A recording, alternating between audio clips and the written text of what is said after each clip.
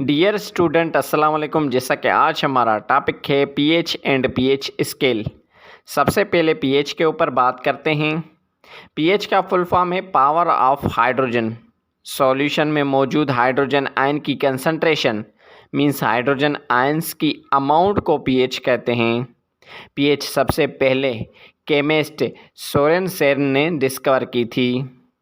Now litmus paper. Litmus paper एक paper indicator है जो सॉल्यूशन का पता लगाता है कि वो एसिडिक है, अल्कली है या न्यूट्रल है।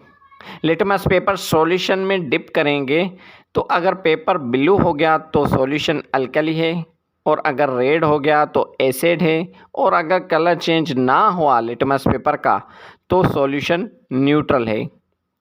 बट लिटमस पेपर ये नहीं बताता कि सॉल्यूशन की डिग्री ऑफ एसिडिटी कितनी है, मींस स्ट्रॉन्ग या वीक कितना है एसिड, और ना ही डिग्री ऑफ अल्कली बताता है कि अल्कली कितना स्ट्रॉन्ग है या कितना वीक है। नाउ पीएच मीटर, ये एक इलेक्ट्रॉनिक मीटर है जो सॉल्यूशन की एक्यूरेट मीन से फिक्स पीएच मेजर करके बताता है। पीएच मीटर का इलेक्ट्रोड डिप किया जाता है सॉल्यूशन में तो पीएच की वैल्यू डिजिटल डिस्प्ले पर शो होती है। Now pH scale. PH scale एक स्केल है जिसमें डिग्री ऑफ एसिडिटी और अल्केनिटी सब्सटेंस की शो की जाती है पीएच वैल्यू से।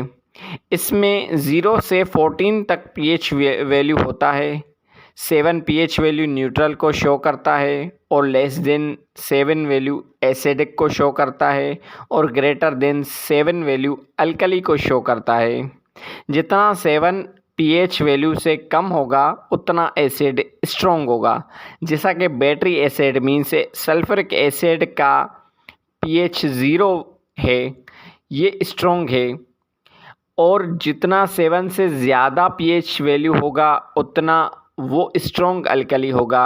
जैसे ओवन क्लीनर है, उसका पीएच 13 वैल्यू है, ये स्ट्रॉन्ग अल्कली है। तो ये था पीएच एंड पीएच स्केल।